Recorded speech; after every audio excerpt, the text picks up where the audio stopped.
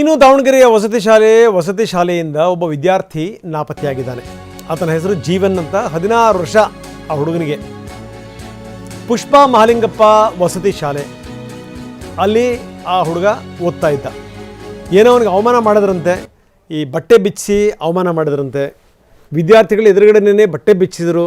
ಹೀಗಾಗಿ ಆ ಹುಡುಗ ಬೇಜಾರಾದ, ಅದಕ್ಕೋಸ್ಕರ ಅವನು ಹೋಗಿದ್ದಾನೆ ಅಂತ.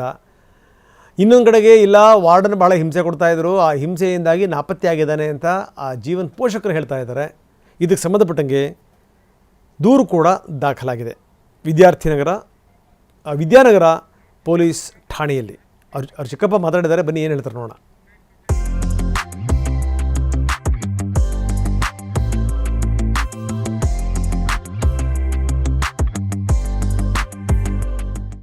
ನಿನ್ನೆ ರಾತ್ರಿ 8:15 ಮಗು ಕಾಣಿಸ್ತಾ ಇಲ್ಲ.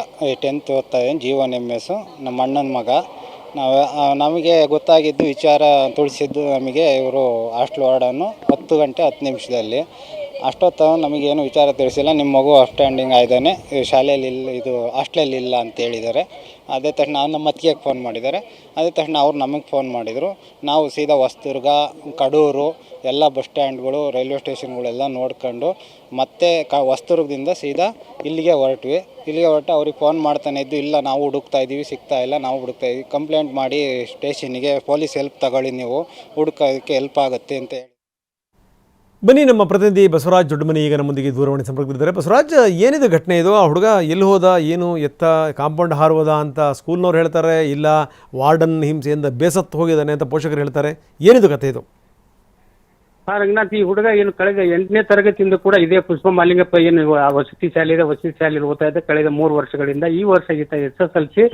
ನಿನ್ನೆ ಒಂದು ಮಧ್ಯಾಹ್ನದ ಹೊತ್ತಿಗೆ ಏನಾಗಿದೆ ಅಂದ್ರೆ, ಸ್ಕೂಲ್ನಲ್ಲಿ ಒಂದು ಗೇಮ್ಸ್ ಆಡಿಸ್ಬೇಕಾದ್ರೆ ಆ ವೇಳೆಯಲ್ಲಿ ಈತ ಬೇರೆ ಡ್ರೆಸ್ ನಲ್ಲಿ ಬಂದಿದೆ ಅಂತಕ್ಕಂಥದ್ದು. ಅಲ್ಲಿ ಇರ್ತಕ್ಕಂಥ ವಾರ್ಡನ್ನು ಈ ತರ ಬಟ್ಟೆಯನ್ನು ಬಿಚ್ಚಿದ ಅಂತ, ಇಲ್ಲ ಇಲ್ಲಿ ಎಲ್ಲ ಹುಡುಗರಿದ್ದಾರೆ, ಹುಡುಗಿಯರಿದ್ದಾರೆ, ಬಟ್ಟೆ ಬಿಚ್ಚಲ್ಲ ಅಂತಂದು ಈತ ಹಠಕ್ಕೆ ಬಿದ್ದಾನೆ. ಆದ್ರೆ ಆತ ಮಾತ್ರ ಅದ್ರ ಮೇಲೆ ಹಲ್ಲೆಯನ್ನು ಮಾಡಿ ಅಲ್ಲೇ ಬಟ್ಟೆಯನ್ನು ಬಿಚ್ಚಿರ್ತಕ್ಕಂಥದ್ದು. ಇದಕ್ಕೆ ಬೇಸತ್ತಂತ ಹುಡುಗ ರಾತ್ರಿ ಒಂದು 8:30ಕ್ಕೆ ಅಲ್ಲಿಂದ ಏನು CC ಕ್ಯಾಮ್ರಾದಲ್ಲಿ ದಾಖಲಾಗಿರ್ತಕ್ಕಂಥ ಆತ ಕಾಂಪೌಂಡ್ ನಿಂದ ಹೊರಗೆ ಹೋಗುವಂತದ್ದೇನು ದೃಶ್ಯಗಳಿಲ್ಲ, ಅದ್ರಿಗೆ ರೂಮ್ ನಿಂದ ಹೊರಗೆ ಹೋಗಿದ್ದಾನೆ ಎಂಬತಕ್ಕ ಮಾಹಿತಿ ಮಾತ್ರ ಲಭ್ಯವಾಗಿರ್ತಕ್ಕಂಥದ್ದು. ಈತ ಏನು ಚಿಕ್ಕಮಗಳೂರು ಜಿಲ್ಲೆಯ ಕಡೂರು ಮೂಲದವನು. ಈತ ಏನು ಪಾಲಕರ ಆರೋಪ ಮಾಡೋ ಪ್ರಕಾರ ಏನು ಇಲ್ಲಿರ್ತಕ್ಕಂಥ ವಾರ್ಡನ್ ಮತ್ತು ಇಲ್ಲಿ ಸಿಬ್ಬಂದಿಯ ಒಂದು ಹಿಂಸೆಯಿಂದಲೇ ತಮ್ಮ ಮಗ ನಾಪತ್ತೆಯಾಗಿದ್ದಾನೆ.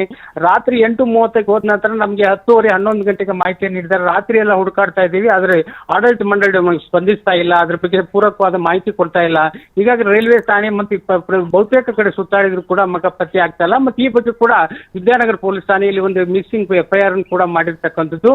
ವಿದ್ಯಾರ್ಥಿಗೆ ಅಲ್ಲಿ ನೀಡಿರ್ತಕ್ಕಂಥ ಹಿಂಸೆ ಇದಕ್ಕೆ ಆತ ಓಡಿ ಹೋಗ್ಲಿಕ್ಕೆ ಕಾರಣ ಆಗಿದೆ ಅಂತಕ್ಕಂಥ, ಆತ ಕಾಂಪೌಂಡ್ ತೆಗೆದು ಹೋಗಿದ್ದಾನೆ ಅಂತಕ್ಕಂಥ. ಆದ್ರೆ ಎತ್ತರವಾದ ಕಾಂಪೌಂಡ್ ಇದೆ, ಹಾಗೆ ತೆಗೆದು ಹೋಗಿಲ್ಲ ಈತ. ಇವರು ಏನು ಹಿಂಸೆಗೆ ಈತ ಊಟಕ್ಕೆ ಬಿಟ್ಟಾಗ ಆ ರೀತಿ ಏನು ಬೇರೆ ಕಡೆ ಓಡಿ ಹೋಗಿದ್ದಾನೆ ಎಂಬತಕ್ಕಂಥದ್ದು ಪಾಲಕರದ. ಮತ್ತೆ ಅವರು ಆಡಳಿತ ಮಂಡಳಿ ಮೇಲೆ ಒಂದು ತೀವ್ರವಾದ ಆಕ್ರೋಶವನ್ನು ಕೂಡ ವ್ಯಕ್ತಪಡಿಸ್ತಾರೆ.